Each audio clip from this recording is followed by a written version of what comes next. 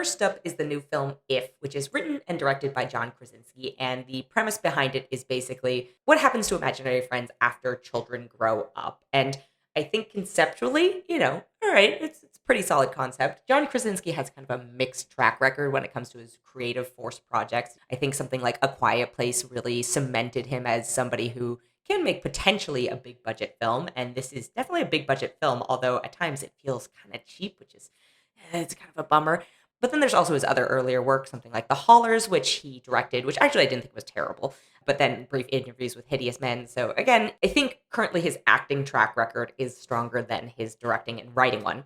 However, because he is John Krasinski and, I think has a lot of famous friends, he can get a movie like this done. It certainly takes advantage of his Rolodex. It stars Ryan Reynolds as a character who's trying to place these displaced imaginary friends with new children. It also has Emily Blunt, of course, John Krasinski's wife. That's a kind of easy casting choice. Then you've got Steve Carell, Phoebe Waller-Bridge, Matt Damon, Fiona Shaw, who is fantastic. I think Fiona Shaw is one of the highlights of this.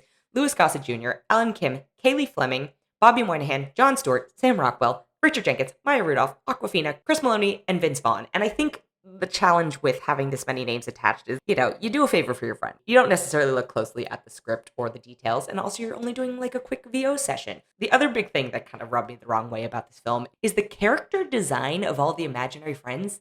Like, a lot of them are really unappealing. And I get that they're trying to be a little quirkier and explore the idea that not every kid has a stereotypical, I don't know, like pony or knight or wizard or whatever. Very fantasy examples, but there are more atypical designs, but they are not necessarily the most appealing things. And again, we get these weird bits of screen time with them because they're voiced by famous people. But I'm like, if we had maybe focused in on a few of them versus trying to showcase all of these names attached, it's a smokescreen is really what it is, right? It's being like, look at all the famous people attached to this thing, but also don't look at the plot maybe necessarily.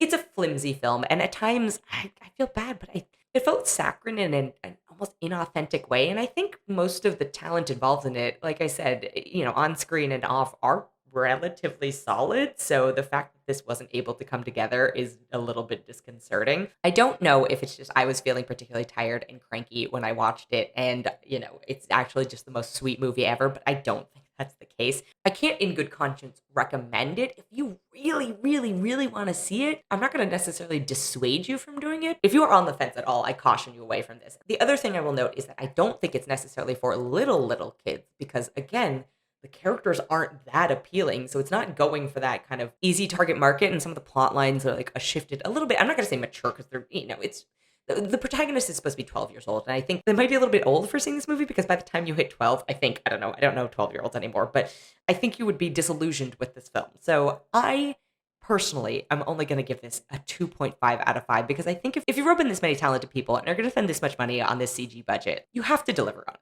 The other film I have this week is called Babes, and thankfully, this one was a delight. Definitely not for children, although it is, generally speaking, I suppose, technically about children. It stars Alana Glazer and Michelle Buteau, and Alana Glazer was one of the co-writers of it, and they play besties who end up on very different journeys into motherhood. And I think the thing I appreciated the most about this film is fully formed female characters, and also really authentic feeling friendships, and not everything is sunshine and daisies. Even when a film like If is trying to do the kind of more serious, dramatic stuff, it still feels sunshine and daisies, which is why I call it saccharine. This is the antithesis of that. This is the dark, seedy underbelly of motherhood, I guess, and I like that. I say this as not a mother myself, but it certainly addresses some of the things my friends have mentioned that are the things that, like, I guess they don't tell you because otherwise people would just stop having babies. I'm not sure. Michelle Buteau is the MVP of this film. It also has Hassan Minaj and John Carroll Lynch, and I'd like to note it's directed by Pamela Adlon, who you probably know from Better Things. The one kind of note I would give is that I think I gravitate more towards Michelle's character because we haven't seen this performance out of her before. Very funny, very comedic. If you're familiar with her comedy style, it's very much that. However, I think there's sort of a groundedness and a range to the performance that we don't always get to see out of her or we haven't seen in mass yet.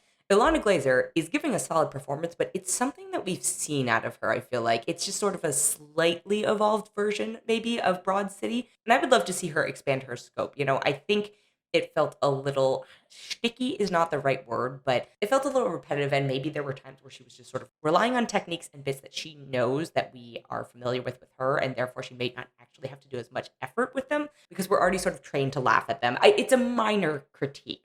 And it's hard when the scope of the film really centering around two core characters pretty equally. But it was something I noticed during watching it. Like I said, definitely not for kids. It is lewd, it is gross, it is funny. I think it is brutally honest. I had a wonderful time watching it. I'm going to give it a 4.5 out of